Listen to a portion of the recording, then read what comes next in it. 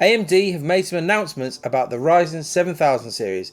Hooray! AM5, DDR5, pricing, all sorts of stuff. And the main thrust of this video is going to be what am I going to do testing wise with these, because I think there's a clear path for me to go down, but it might not be the most popular one. So let's get into this and let's see what they announced. So we start off with Lisa Su giving us the high end. We have 16 cores, 32 threads, up to 5.7 gigahertz boost, an 80 megabyte cache, and a 170 watt TDP envelope. The 7950X is simply going to be the best CPU for gamers and for creators. Well, that is technically true. This will be the fastest out of the lot, and the extra frequency, the extra cache may make a bit of difference for Star Citizen, but whether this is the right CPU for most people to buy, probably not. Not for straight gaming. It's so many cores that you won't use for gaming in any way. But yeah, if you're doing some sort of productivity work, or just you have a good reason to get this CPU. But I don't think this is the most interesting for Star Citizen. There will be some of you out there who will go for this, but this is not the CPU for me. So let's look at the full stack. Now, in addition to the 7950X, we're also announcing 3 more Ryzen 7000 processors today, ranging from the 12-core 7900X to our 8-core and 6-core 7700X and 7600X. And these will all bring the leadership performance of Zen 4 across all price points.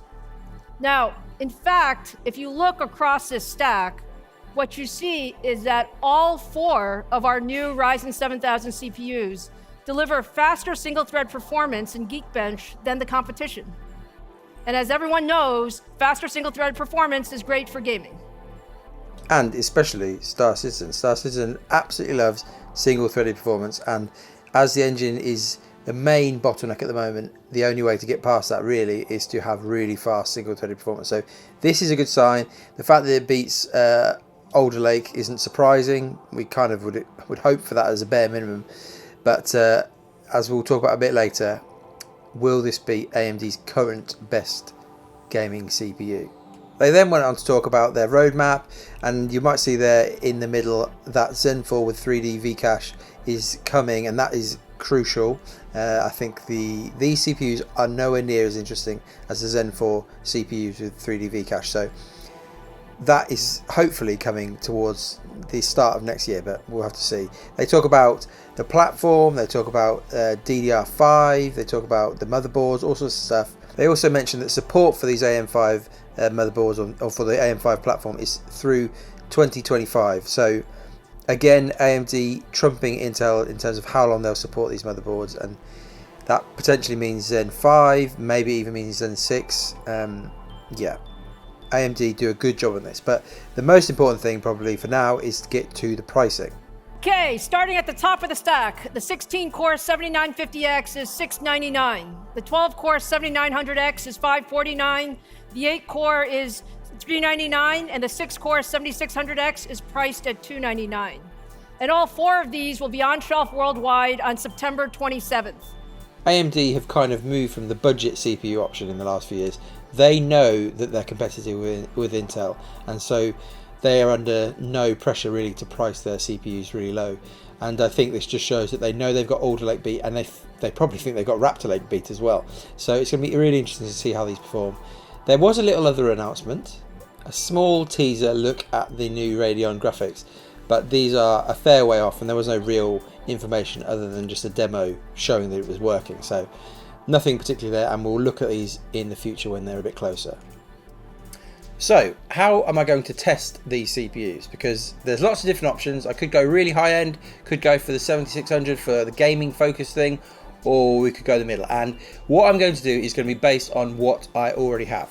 At the moment, I've got a 5800X3D in my main system, and that is an 8-core 16-thread part. I also have, knocking around in a desk under the desk somewhere, a 12700KF, which is the Intel equivalent of the 5800 really. It's again an 8-core 16-thread part with some E-cores, which we basically can forget about for Star Citizen. And so we've got this kind of i7 R7 segment covered really, and I think the obvious thing would be to get again more parts in that segment. With Raptor Lake, the 13th gen from Intel, the obvious thing is to get the 13700 KF, again the replacement for the 12700 KF. Compare them head to head, see how they do, but then also compare them against this new 7700X. I think that's the obvious thing to do. The 8-core 16-thread part from AMD in this lineup is the obvious one to test for what I've got. And yes, some people will be disappointed with that because you want to know how the high-end parts, the 7950X, performs with the extra frequency and the more cache. The cores won't really help because the game, we know, doesn't really scale. Star Citizen doesn't really scale much past 6 cores, 12 threads in its current state, the way the engine is currently. That may well change in the future. If that does, we'll definitely get into testing that with Vulkan, Gen 12, all that sort of stuff. When that eventually comes, there's going to be a lot of testing to be done. But for now, I think that there's no sign of 318 being live by the time that any of these CPUs come out, or even maybe the GPUs. I think 318 is going to be in the PTU for hopefully in the next month or so, and then we're not going to see it live for a long time. That's my prediction. Anyway, with the CPUs, I just think the obvious thing is to get the 7700X and to then the big test, the real interesting test, will be the 3D cache version of these. AMD are working on them, and there's rumors that they might be around in January or early next year at some point. And so the real test will be maybe it's going to be something like the 7800X 3D will be the 3D cache. And if we can compare that directly to the 7700, which they'll both be 8-core 16-thread parts, perfect. That, in my mind, is the best way to do this. So again, some people might prefer me to go out and get the higher end parts, but I think in this case, because I've got all these 8-core 16-thread parts anyway, that's what I'm going to do.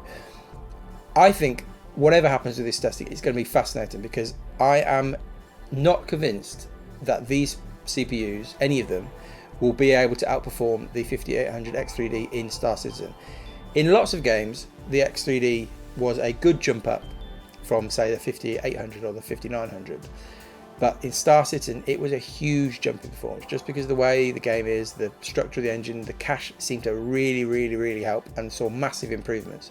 So I've got a real question in my mind: will these new 7000 series CPUs, with the IPC, with the improvements that they've got just generationally, it's a smaller process node, so there's lots of things on the side of these new chips, but the 5800X3 3D is an incredible CPU for Star Citizen, and I'm just really interested when I do this testing whether these new chips will beat it. So thank you for watching, and I'll see you soon. Bye.